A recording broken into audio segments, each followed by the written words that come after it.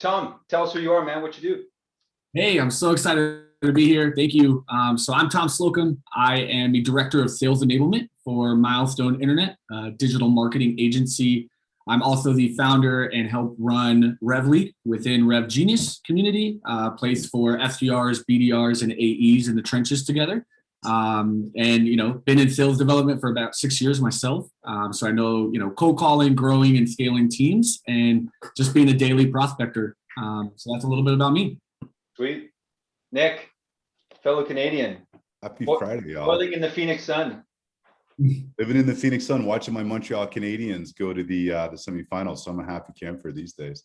Nick Capozzi, VP of Sales at Smile Virtual. We let dentists have virtual conversations with their patients, and I'm the only sales guy there. So I'm closing, I'm pitching, I'm doing everything. I hate to say full cycle, but maybe that's kind of what I'm doing at the moment. But a lot of my background's in demos and actually presenting and pitching. So that's me. And you and Patrick are fighting for the best mic. So Patrick. It's not a competition. Not everything's a competition, Frank. You're trying to pit us against each other. Come on. But yeah, my name is Patty D. Everybody's calling me Patty lately, and I just really love it. So please don't address me as Patrick anymore. I'm the artist formerly known as Patrick. So yeah, I'm a sales trainer turned sales manager. I just started that job in June. So I'm now, which is really scary that I'm in charge of 10 people. The fact that they let me actually do that is crazy. Got a lot of background in coaching people, sold at Yelp. I host a podcast, and my most proud achievement is 3 days ago I had a TikTok go viral, 500,000 views. So that's probably the biggest achievement of my life so far. Yeah, I'll get you the link. Creators Fund, bro. Made $50 off of it. Let's go. Going up. Hey, I just want to say for the record, I want to circle back. I was on here a few months ago, and I think the first time that I was on 5 on Friday, I called you Patty. So do I get the credit for that? It was you the whole time. It was you. I think I'm claiming it, but that's all right, Nick. You can have this one. All right, Tucker, yeah, where's yours, buddy? How are we gonna help you out today, man? Yeah, I'm Tucker, Senior Director of Sales here at Insuredmine, early stage startup. We've got a massive development team, 35 developers over in India, really just starting to build out a go to market. So an incredible product, which we'll get into today. We have 2 to 3 on the sales team, depending on how you look at it. Kind of doing full cycle. We've got an SDR. I've got another SDR role open, about to open up an AE role. Getting ready to take a small round of funding, and then it's kind of game on, 10 to 15 folks, hopefully in the next 6 to 12 months, which will get really, really fun. So we've got incredibly aggressive goals, what I would call an enterprise ready product, and a industry just like yours, Nick, that's kind of old, antiquated, ready to be shaken up. So I'm really excited. It's a huge opportunity. I just moved out to Dallas a couple months ago. So I'm pumped. So I think today I'd just love to get kind of a role play going, general feedback on my pitch. I've been kind of toying around with the idea of using a slide deck versus not using a slide deck at the beginning. So my first question would be, how do y'all feel about that? Quick question. So yes. let's say Nick's your first role player victim. When you're deciding, do I use a pitch deck or not? What's the, give us a bit of context. Like, who is Nick? How many touch points has he had? Has he had any? Yeah, you want me to decide that? Yeah, well, also just for us to help us understand, like, if Nick was a potential client, who would he be? Like, does he own an insurance firm? You know what I mean? And then have you cold called him once, or have you emailed him? Like, just some background there. Yeah, so there's sides to our business. There's kind of the mom and pop shop insurance agency, right? 1 or 2 people, a couple of agents, kind of a retail quick sales cycle. And then there's companies like Tag, right? It's the Abe Group out of Denver. We just started working with them, 6-figure deal. They have 350 agencies and about 500 agents. So a much different conversation. That sales cycle was like 3 to 6 months. Lots of growth, and truly an enterprise deal where we're working with their board. We're working through multiple executives. We had to get their salespeople bought on. So that's my focus with the enterprise. I'd rather of those than 100 mom and pop agencies, to be honest with you. So let's say Nick is VP of Ops at XYZ agency with 400 or 500 agents. that cool, Nick? Yeah, but me in operations, that's going to be messy. You want to be a sales leader instead? No, that's good. Let's go from an operational point of view. You got this. So are you going to be cold calling them, or are you saying, hey, I sent you this email and, just wanted to follow up with you? Let's say we met Nick at an event. I feel like Nick would work the room at an event, and I would just have to talk to him. And, let's say we ended up booking a meeting. He was generous enough to give me some time, and we can go through a demo and some discovery at the same time, if that's cool. Cool. Awesome. So are you Nick in this scenario, or do you have a different name? I'm Nick. Nick's good. Okay, cool. Nick. With Awesome, I'm role-playing Nick. with you, it's just Nick. We'll leave it at that. Awesome. Great. All right. So, I know we met at the event last week, had a great time together. It was really good to meet you. Tell me a little bit more. I don't even know where you're from. Maybe Phoenix, I saw on LinkedIn. Yeah, I live in Phoenix. I originally from Canada, but I live in Phoenix, Arizona. It's real hot right now, so we're trying to enjoy our air conditioning. So our firm here, we have 500 reps on staff, and most of them are actually we're kind of reverting back to the office, but we have some flexibility, so there is some remote access to what we're doing. In terms of our the current CRM we're using, because you mentioned kind of quick the other day, Tucker, exactly what you have. Right. I caught CRM. We're currently using HubSpot, but we are considering some different options at the moment, and I think that's why we're having the conversation, if I'm getting that right. Is that right? Yeah, you nailed it, man. So, we're but definitely different. So we'll go into exactly what that looks like via HubSpot. I know we met at the Vertifor conference. I know you're using AMS 360 as your agency management system. Tell me a little bit more about how the agency is set up, different offices, goals that you might have, any growing pains. Obviously, you guys are acquiring quickly and growing. We talked a little bit about that last week. So we'd just love to hear more from you. So we're the Southwest office. We cover Arizona, New Mexico, Nevada, and part of Southern California. But the hub here is in Phoenix. In terms of, we're growing fast. Our products basically are the people who buy from us have a choice, but it's all kind of the same thing. And from our point of view, we're just trying to make sure that we're giving great customer service and really trying to get in front of them as much as possible. We're trying to get really creative with engagement, because again, if we're memorable, they can pick anything they want. So we're trying to be really stand out, be memorable. In terms of growth and scaling, one of the issues that we're having currently is just managing the hygiene of our CRM and everything that we're handling. Part of the reason that we're maybe looking to migrate from HubSpot is because there's definitely some features lacking in what we need to make sure that our accounts are all up to date. That's helpful. HubSpot can get you to a certain point, and to be honest with you, HubSpot is not built for the insurance agency world. It's a great software. Used it myself, really valuable. But I think what we'll dig into is how Insuredmine is built for you and your agency. With that being said, can you tell me a little bit about goals for the agency? Obviously, you're growing quickly. Is there a 1-3 year plan? I know you're doing a couple $100 million in premium today. Where would you like to see yourself in the next couple of years? I think just with some of the people we've brought on, our plan here is to have a 50% increase over the next year, which is incredibly aggressive, but we feel we have the leadership and the people on our enablement team, particularly Tom Slocum, who can really help us grow that and scale it. And I don't know if in this role play, is this your team that we're talking to as well, or are you all by yourself today, Nick? No, it's just me. You got me. Okay. I thought enough of our conversation the other day that I booked time just for you. Oh my gosh, just for me. Wow, you're a gentleman and a scholar, Nick. I appreciate it. I gotta ask, you're out there in Arizona. Are you a Diamondbacks fan, or like you said, you're from Canada, so it can't be that, right? Still root for the Blue Jays. Plus, I think the Diamondbacks just set the record yesterday for most consecutive losses. Yeah, it's hard to be a fan. It's like being an Indiana Pacers fan, which I am, which is just a joy. Just as good as I being a remember Reggie though, when you guys had Reggie.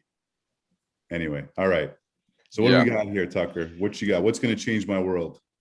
Back to the business. I love it. So, when I think about an enterprise like yourself, things are very complex, right? VP of operations, typically, when I talk to VPs of ops at companies like yourself, they care about efficiency. They're going to care about standardizing process. They're going to care about keeping the guardrails in place as they grow, so they don't break things as they, grow 50% every year, which is kind of what you're looking at. I'd say with that being said, what's going to be important is automation. It's going to be, building process alongside the CRM, integration with your current systems to make sure everything is flowing correctly, and really just getting, your sales, your customer service on the same page throughout that customer journey. Are any of those things that I said resonating with you? Yeah, and that's, again, we can sell it, but the concern is, can we scale the process, right? And you hit some keywords there: process, guardrails.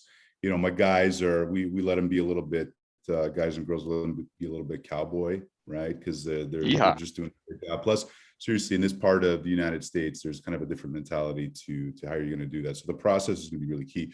So talk to me about what differentiates you. This is what I'm curious about.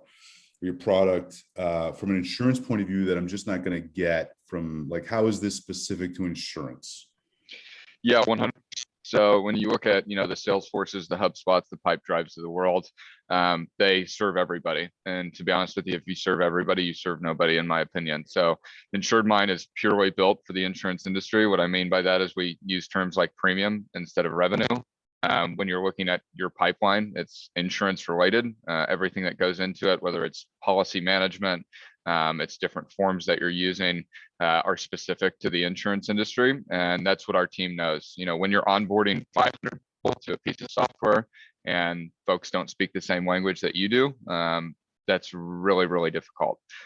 So what we've found onboarding agencies like Confi, Tag, a couple hundred agents a piece, it can get messy. And, just like them, wild west with a lot of their reps, but wrangling them in and being able to create that process, talk that language, show them a new way. Because to be honest with you, I'm sure you have a diversified sales team. We work with guys that are 60 years old, still using a BlackBerry and note cards, down to a hotshot sales guy right out of college. Sure. And that can be, a challenge. So I'd say the onboarding and support, the integration to your current systems, built specifically, which we'll go into, and kind of the process that we can build are some of the big differentiators here, Nick.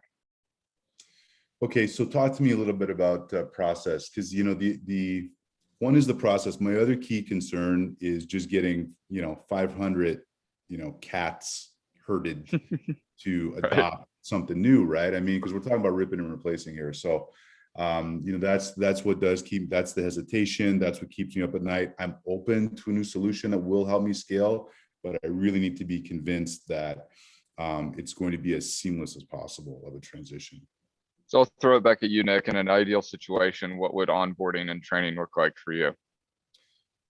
Well, you tell me what you got. I love it. We can dance all day, baby. So here's kind of our process. I've mentioned, done a couple name drops, right? Like Comfy is the largest personal lines carrier in the United States. We're in the middle of onboarding them. They just merged with Alliant as well. So, we're probably going to onboard a couple thousand reps in the next year, which is really exciting, but really daunting.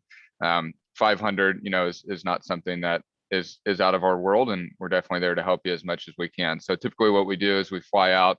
If we need to go to different locations, we absolutely can. We're going to do on-site training with all your folks. Then from there, we do daily bite-sized training. So 10 to 11 a.m. we have office hours for folks where they can hop in, ask as many questions as they want. There's different courses that they can go through to actually get certified through Insuredmine. We've got live support with response times under 5 minutes, and then a knowledge base and all sorts of articles that they can leverage to get them up and rolling. So, some folks are going to want some hand holding. Other folks are going to, get it right away and get in. but we want to be there for you every step of the journey. So we've got a playbook of exactly what that looks like, typically 3 months to get everybody up and rolling. And we can roll that out in tiers if we want as well. 3 months. Gee, Tucker, that's a long time. What typically happens? I mean, what kind of like decrease in premiums do people usually experience like during this transition period? Yeah, that's a great question. When you think about 500 reps doing one thing at the same time, we could do it all in 30 to 60 days. But at the same time, more of a tiered approach is typically the right way to go. Get your kind of savvy adopters in early, get them using the product, and then it's a little bit of word of mouth as well internally. So, that 3 months is really, okay, we are in this platform, we've got everything set up, we are ready to go. It doesn't just happen overnight, unfortunately, Nick. No, I understand overnight, but I mean, so how has that happened with other, companies you've onboarded? Like, how does that typically look, that slowing down to speed up? Yeah, it's a great question. So like with Tag, 400 to 500 agents as well. We're going to start with 100, roll those folks out, and then do it in tiers. So, setting things up with your AMS 360 environment, getting that data in, onboarding them, making sure they're completely comfortable, and starting somewhere. When I say 3 months, there is a million things you can do in the CRM. I think you'll see how robust and game changing it can be. You have to start somewhere, right? We use the acronym here, SEAM, which is sales engagement, which is a fancy word for marketing, analytics, and mobility for our mobile app. I'd encourage you to start with one of those segments and then roll from there. Otherwise, some people are going to get a little overwhelmed. So, I don't want to promise you, oh, you'll be up in 30 days and every rep is going to know how to use every feature, because that's just not going to happen. Fair enough. So I haven't, I know we talked the other day at the event, but I haven't seen, I don't really know what this looks like the user experience. What do the dashboards look like? Like, do you have something you can give me a peek at? I know it's more of a discovery conversation, but I'm just curious as to, I'm a visual learner. Same, man, and happy to hop into a demo. So we're getting some, okay. Do you want to do feedback and then go into demo, Frank? Yeah, I was going to say, let's put kind of a virtual pause. I'm just looking at the clock because I mean, this is good dialogue. I mean, Nick was like, was easy. He eased you in, but I think then he started like, okay, now let's dance. Let's ask them some tough questions, which is great. I like it. But I want to make sure you get some time to hear, from Nick's piece, from his side, and obviously Tom and Patrick. So why don't we work that order actually, Nick? Like just, from your, so I think where I was trying to message you there is say, hey, let's wrap it up to say, okay, what would you typically do like next step? I think Nick was saying, hey, let's get a demo teed up. So I think that's where you were going. But Nick, right. No more nice guy. What would you, if you're trying to pick apart some stuff, what would you tell Tucker? A couple things. One, I'd at least have some visuals, at least at the ready. And even if you shut it down, but just to have something, even if I wanted just a quick thing, hey, Nick, we can have a demo, we can set up a proper demo. But, to give you kind of a quick idea. And I only say that, Tucker, just because you mentioned earlier about, visuals and using a deck. So I think just having it at the ready and offering it up as an option is something that I like to do, even if it's more of a discovery call. Okay. Sure. And I was enough. Francois wanted us to take 5 or 10 minutes in there if you wanted to. Yeah, no, I'm with you. It's just again, the observation of tying it back. Sure. I think you answered everything that I suggested or I brought up. You had great answers for all that. I didn't feel there was anything there that caught me off guard. The one thing to maybe think about is the one place you caught me off guard was with the 3 months, which of course makes sense, right? But if I'm in that role, what is, because to me that would be the biggest thing. And now you told me operations, but I'm thinking more of a sales guy. If I'm going to have a slowdown to speed up for 3 months, I mean that's something I'm accountable for, right? From a perspective. So that's going to be the key thing. And one thing I always have is a bunch of tabs open just when I'm doing a demo, like whatever they could ask. I almost have like a separate Chrome browser open that has all these individual tabs, so I can always go point to those things. So when I brought up like onboarding, because that's one of the biggest challenges we have, right? Is I'm selling to doctors and they want to buy, but then I have to get them to adopt. Right. Which is very different, obviously, from what you're selling. But in terms of saying, you know what, that's a great question, Nick. And in fact, let me just show you quick the library of all of these resources and tools, and then kind of let me take you down the path of how this can be really seamless for you and how we make it really easy for your whole team to adopt. Because I was thinking from a sales, but also operational point, that's kind of one of the things I would do. So I always have that at the ready. I always have videos and testimonials and all these things just queued up just in case. And, Tucker, you and I talked once, or we run 5 on Friday together once, and, talked about going into LinkedIn and finding, Easter eggs, which you did. You did a great job of that. It was casual, it didn't seem forced. But that's actually not where I'm going with that. Where I'm going with that is, the point is, I go through that LinkedIn for the one chance that I might have to connect on something, right? Yep. So the same reason I have all those browsers open is that just in case they ask about this, I'm ready. And I feel from, making them feel confident in me, that if I have every answer ready to go, and it's like, oh, funny you bring that up. Actually, I can show you that very quickly. And it just diffuses it right away, because I would have walked into the next meeting still thinking about that 3 months, right? Yep. So that was just some initial feedback, but you're a great presenter, and it felt like a genuine conversation.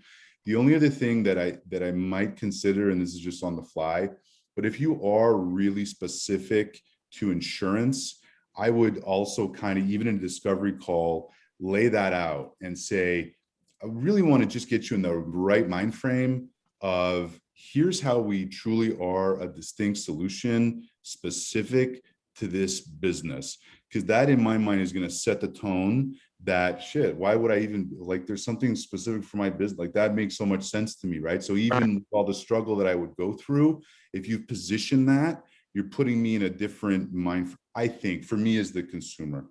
So those are my thoughts. I love that line, when you serve everybody, you serve nobody. Yeah, that was good. That was good. That's fantastic feedback, Nick. And I think, maybe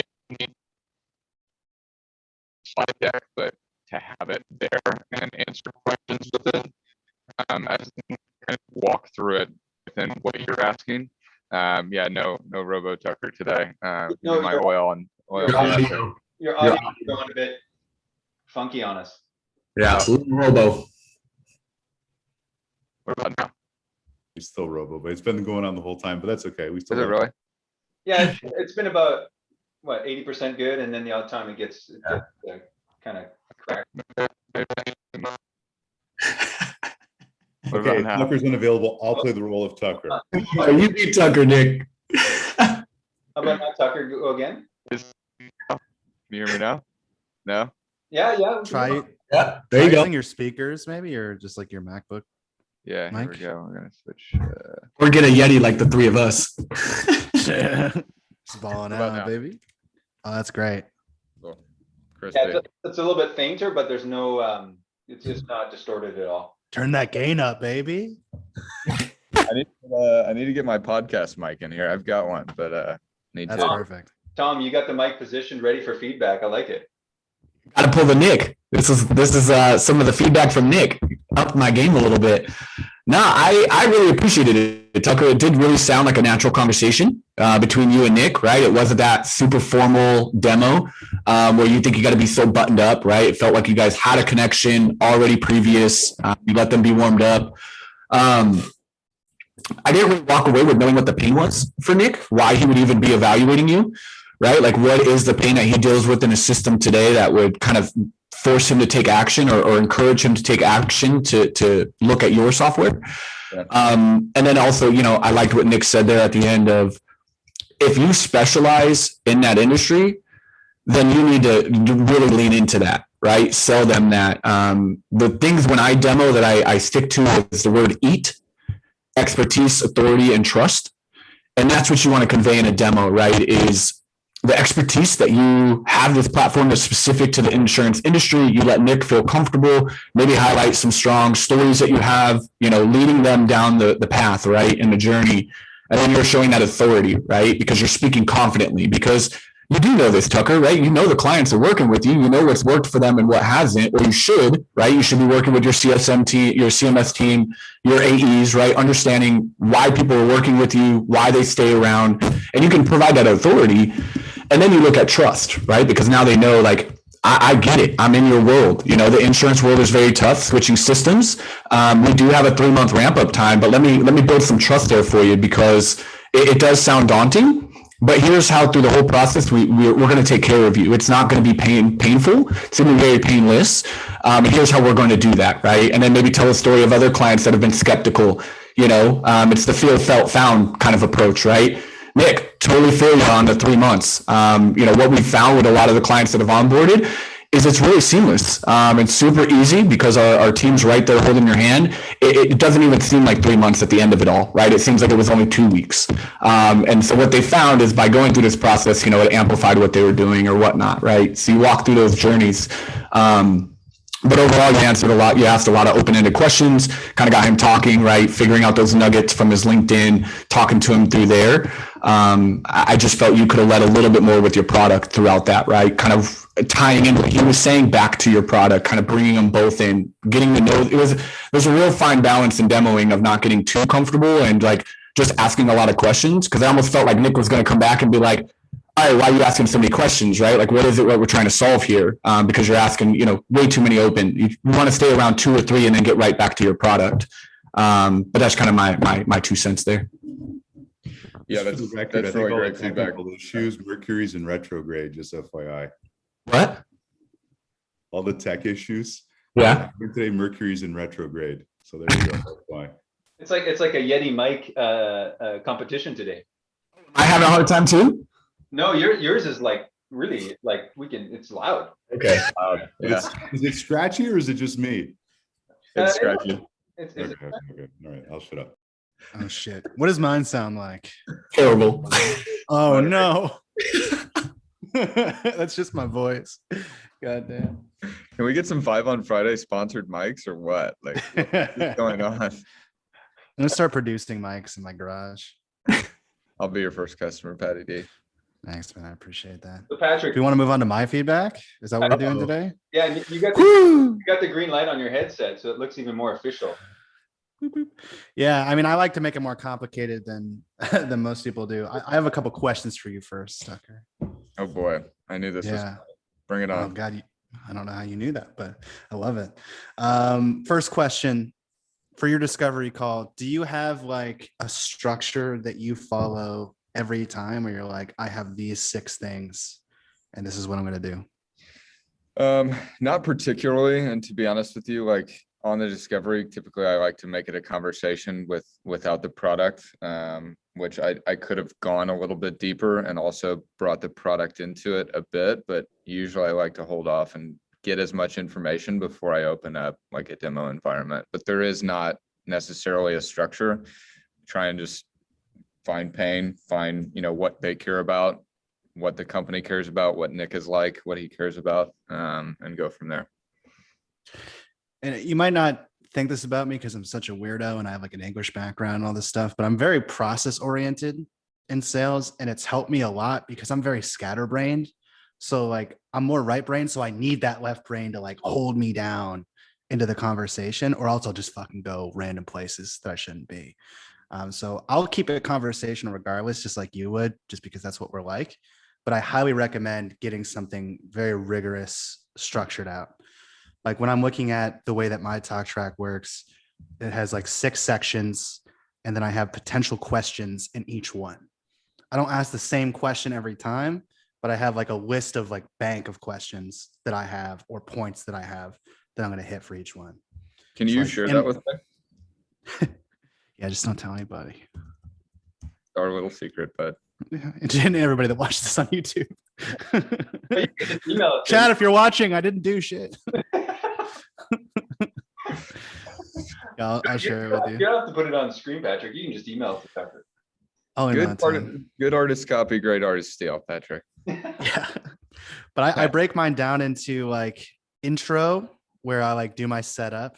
Then I do my deck, and then I have a discovery portion. In the intro, I do like an ACE, kind of like a winning by design thing, where it's like I figure out how much time we have for the call. I try to see if we can extend it to 45 or an hour if there's no hard stops, so I can get a demo and a close in the same call if possible. If not, then I set the agenda as like, okay, this is probably going to mostly be a discovery call with a demo at the end for like 5 minutes probably. And then I set an end goal. At the end of this call, here's what I think it should be. Like for me, it might be that PandaDoc is a unique and ideal solution for you, or that we can integrate into Salesforce or whatever it is. And then I say, does that sound like it's in agreement with what you wanted to accomplish? Is there anything else that you wanted to get out of this? Yep. And then if they have like a completely different thing, I'll make that the end goal. And I'll say, look, if we can do that thing you wanted, then at the end of this call, are you comfortable scheduling a pricing call with me? And I get agreement up front that they're going to schedule another call. And then I move into discovery at that point. And my discovery is going to be a mix of a deck and a set of structured questions. My first one's around their process. Then I have an urgency question, and then I have a list of potential pain questions that I also ask. I transition then into like business current state questions, which might be like, how does this line up with what you're currently doing?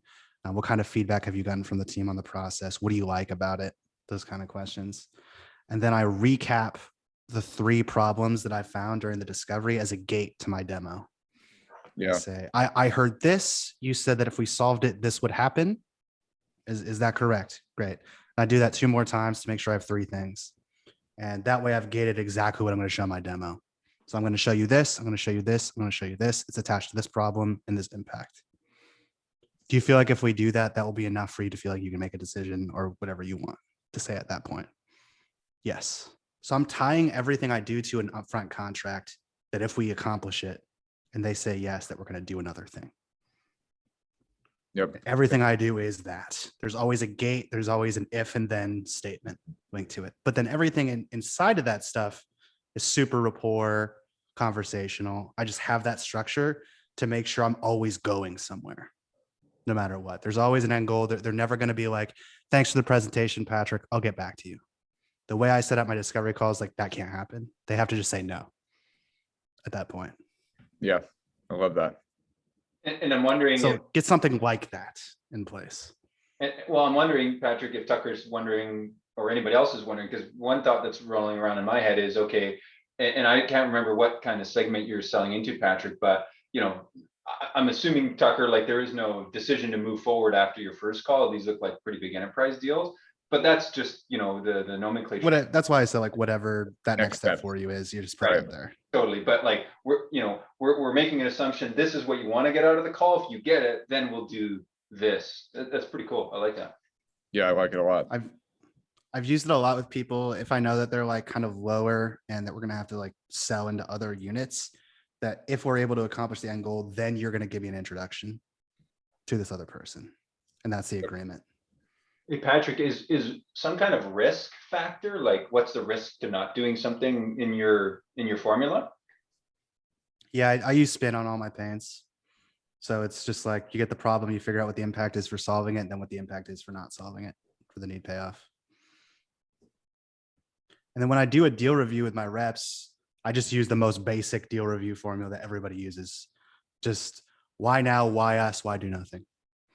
I've found that going back to that basic formula has been amazing because anytime I can get answers that are good to all 3, that deal has like a 90% chance of coming in at some point. I felt like I need a training session with you, Patrick. That's yeah. Holy shit. I know, my mind is blowing up my butt right now. Is this a master class that we're not paying for? I don't talk about this stuff often because I'm like, Well, I was going to say in that framework you have, when do you throw in I went viral on TikTok? True. Yes. But I felt like Tucker, there was when he was talking about the onboarding, that would have been an interesting place around talking about like, okay, like how painful is it today? On a scale of 1 to 10, for example, okay, we think maybe the transition stage, the training stage, let's say your pain today is an 8. We think the transition stage might also be an 8 or a 9, but we think the pain number when after you've gone through that is going to be like a 4 or 5. to kind of like help them see that light. And if they're like, we can't even deal with the, if it gets to a 9 during the transition, then it isn't happening. Like, I find like people need to kind of see that picture of like, okay, you're going to take us up this mountain. Is it like a 3-day hike or is it a 3-week hike? Like we can't even get our backpacks on. Right. Yeah, that's a good point. Impact of doing versus not doing, right? I find like in there's raging debate like what's enterprise, right? Is it $1 million? Is it 10 million? But I find like in a, let's say $1 million deal, a 6 month to a year engagement, they really want to understand, like they want the whole picture painted, like how much work is it for you guys? But they also, so if you say it's 1,000 hours of work for us, they want to know how many hours is it for our team? Because often what I tell them is the failure rate is not because we can't execute, it's because your people can't commit the time. And so you need to be upfront with them right out of the gate, like, listen, man, if this is 1,000 hours and your team can't commit 500, we probably should just end the call. Yeah, that's probably one of our biggest hurdles is adoption and just getting reps to like actually do what we're trying to get them to do. So how do you balance that with like, hey, I don't want to push away a $500,000 deal, but also like, don't fuck this up? Anybody else have any thoughts there? Like what I'm hearing, and whether it's enterprise or mid-market or SMB, it's, the customer needs the product, but you have a good sneaking suspicion they're not going to allocate the time they need to actually adopt it. So it's going to sit on the shelf. So you'll get a sale, but you won't get adoption, which, then they're probably not a good reference, which is really what you're going for. Yeah. I typically ask them how they've done other rollouts before, Tucker, when qualifying, right? Talk about other tools that might be similar, and just kind of talk about that experience, right? Have you ever done a rollout like this before within a CRM? I'd ask Nick, right, during that discovery, how did the HubSpot rollout go, right? I know you're switching right now and you're kind of going through some things. Talk to me about it a little bit. I'm curious. I've heard different things, but you're curious your take. Then they're going to open up and be like, Nick might spill the beans that, it's taken them 6 months to get going in this system, or that, they haven't been able to allocate a lot of hours. He might say, oh, I'm busy all the time. I'm trying to get a hold of them, but it's been rocky. And that'll just give you an indication, right? And you can kind of create a scorecard. I would recommend a scorecard when you're talking to people and discovering people out, so you can qualify in and out, knowing on what you need, right? And set a base score, right? They need to at least be 80 out of 100. And so each column, you can score it. So if you know that their communication is lacking, they get a 4 out of 10, right? And then you can evaluate and say, you know what? I'm disqualifying this customer out. It's okay to say no for the benefit of both of us, right? It's just not going to work. But if they score high, then you have a little bit of an idea to move forward with this person, and it'll be a good case study. They should be able to make the adjustments they need to get the rollout. So that's what I would recommend in some of that. Yeah, that helps. That's yeah. good. One thing I think about is like at the beginning, a bunch of people have touched on this, like Tom was saying around that, the authority, whether it's with a deck or just saying, here's all the companies we're working with in your industry. So the name drop, the success story, just to build that credibility. And then I'd maybe say, one of the things I want to talk through is like what the actual implementation looks like and the effort that's involved in your team. And if that's something you guys, think you can actually take on. And you're kind of setting that right out there. And they might be like, I have no idea what this looks like and if we can even handle it. So that could be a red flag of, okay, they think they want help, but they don't really know what they're in for. Like, are they willing to actually go through the headache? They want like all the good news on the other side of the mountain, but they're not willing to make the hike. You can be the Sherpa. They still got to go with you, man. Right. Absolutely. And that's a big part of it when you're wrangling cats or herding cats, as Nick eloquently put it. And Nick, you probably have the same problem. It's just at a different scale, right? Like if the dentist doesn't want to do the work, it doesn't matter. It's not going to happen. So, and that's where I was going to go with that. So our product is very transactional and it works like insanely well. It partly just because dentistry is just so old and hasn't changed. So one of the things I tell them straight up, I'm like, this product works 100%. The only time that this is not effective is if you don't adopt it. So all I need you to do to adopt, I'm going to make this so easy for you. I just need you for 2 weeks to do 2-minute videos a day. If you get into that rhythm of doing 2-minute videos a day for 2 weeks, you will adopt. So a couple things I do there, Tucker, and this is for this particular product. I bring that up like 5 times in the conversation, right? So I'm constantly going back. I'm putting the onus on them and telling them how stupid, silly, easy it is to actually get this product to work. And also just using the 222, right? They're going to walk away and they're going to remember that. They're going to remember that, you know what, this is really easy. I'm kind of intimidated to do it and use video, but you know what, he made it sound so easy. I'm just going to do it. So if you can find something that can mirror that, right? That you can, just for that particular pain point. For me though, anything that's going to be this big and this robust, that's always going to be the pain point for me, almost always, is going to be, you know, how am I going to roll this out? How is it going to be adopted? And then, you know, what kind of glitches in the matrix is it going to create? 100%. Yeah, kind of dumbing that down a little bit and quantifying it, I think is going to be really important. I don't even think it's dumbing it down. I think it's giving them something that they're like, there's no way that they can look at it or think about it without thinking, well, shit, that is really easy. Okay, I'm just going to get over myself because it is really easy. It's just it, 2-minute videos a day. That's it. Okay. And then the first thing they get when they go into onboarding, one of the first things is a video of me saying, okay, so here's exactly how you do that 2-minute video, right? I like that example you gave, Tucker, of like the bite-sized training. So here's an hour that people can come in. So I think giving them like really actual like specific examples of like, okay, I don't know, let's say your implementation, what did you say? 3 weeks? Is that what he said, Nick? Or 3 months? 3 months. That's the role of 500 people, which is right. Implementing a CRM is a but little. I don't know what you guys think about this, but I think the more like to what Nick's saying, you know, like if you can paint that picture. So Rick or Nick, what were you saying for 2 weeks, 2-minute videos? And so explain 2-minute videos a day for 2 weeks. Yeah. Give me 4 minutes a day for 2 weeks.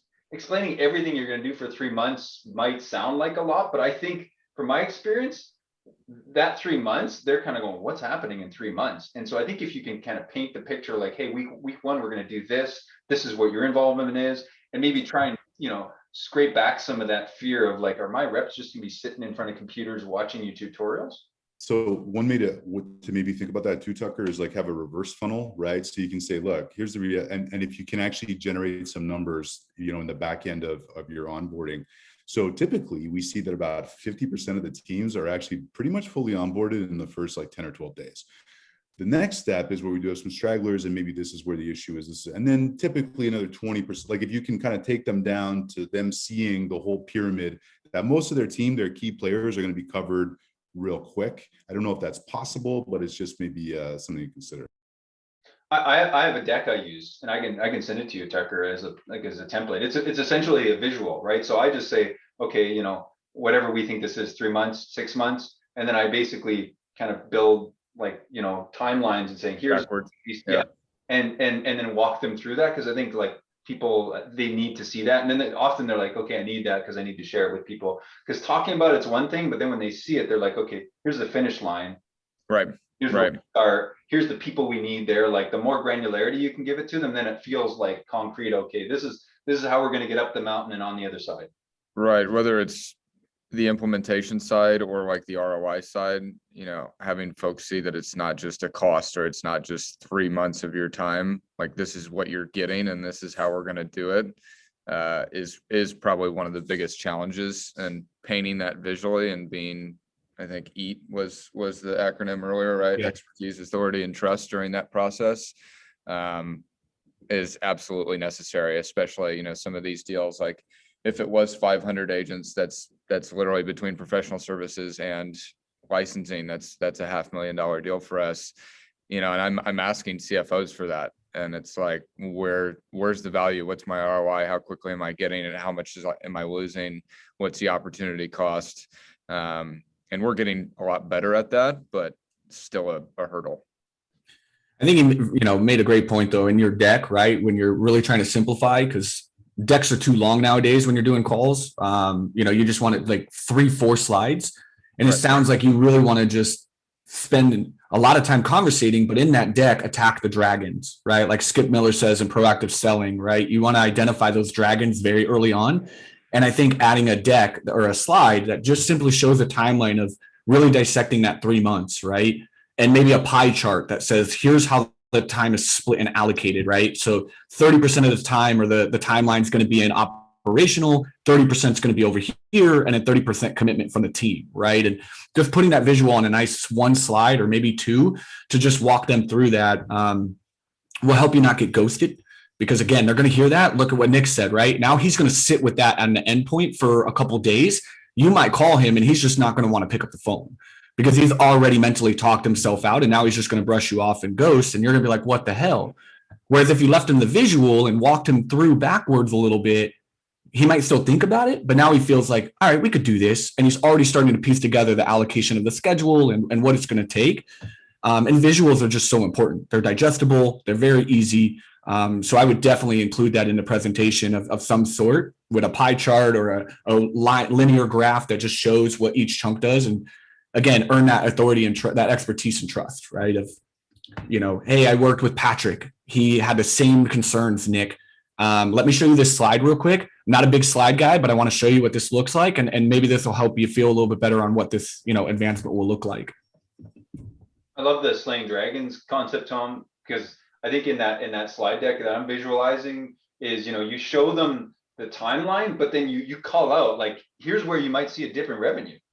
Mm-hmm. This is the time, like put it all out on the table, because those are the questions and the worries. Like Nick called it out, right? He's like, hey man, like 3 months, what's going to happen there, right? So call it out in there, show them the dip, have all the warning signs, but then like, hey, here's where the upside happens, because like Tom said, right? They're going to be worrying about that. You just need to kind of have that really frank conversation and show it to them.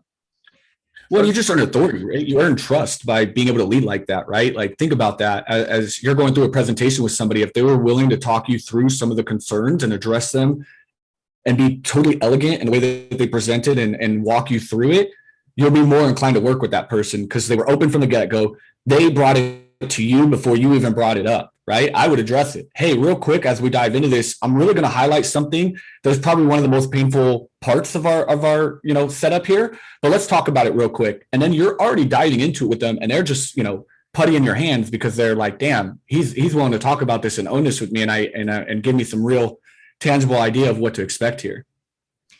Yeah, so I've started to build out this framework a little bit, and I'm not a designer, so this looks shitty, which is fine. We'll get there for sure. But getting started, I can bring this up. Okay, they're looking at all the logos. You probably recognize these if you're in the insurance agency world. What's the agenda? It's always like life before Insuredmine. What's your pain? Life after Insuredmine. What's that contextual story that I can tell? The onboarding is obviously going to be something that we talk about. So kind of taking them through that, talking about the new world, how things are changing, why your insurance agency might die, a little bit of pain, a little bit of fear, right? Some of the problems that we're dealing with, and this is way too busy. I understand that, getting better there. What we're doing to get you there, what the ROI should be, and then some stories like, this is a couple hundred agents at Shepherd Insurance. They're like a top 40 insurance agency.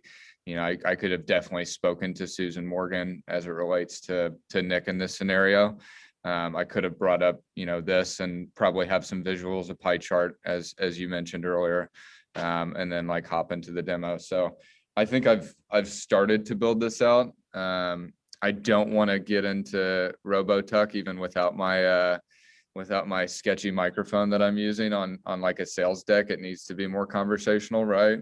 Can I just tell you too, Tucker, this is a small thing, but seeing you with the big headphones on is one thing. This is a lot more personal without them. I know that's like a small thing, but I do feel it's more conversational versus, trying to think of what is more conversational. But I just noticed that as you've been talking the whole time, I feel more plugged into what you're saying now since you took that off. I don't know. Mm-hmm.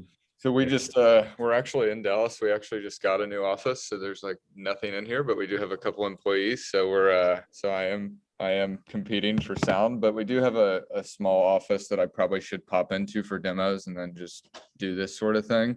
So that's really good feedback as well, Nick. Yeah, it's a distraction. It just distracts them, right? You're more personal here. We're all just chatting. It's informal. You don't feel so like this person's got this headset on and kind of pitching me. Nick, I mean, I know you're the master of kind of pitching. What do you think from, and I guess the question's for you and Tucker, like I have assumptions about this industry, but Like, is it a shirt and tie industry? Like, should Tucker be like in a 3-piece?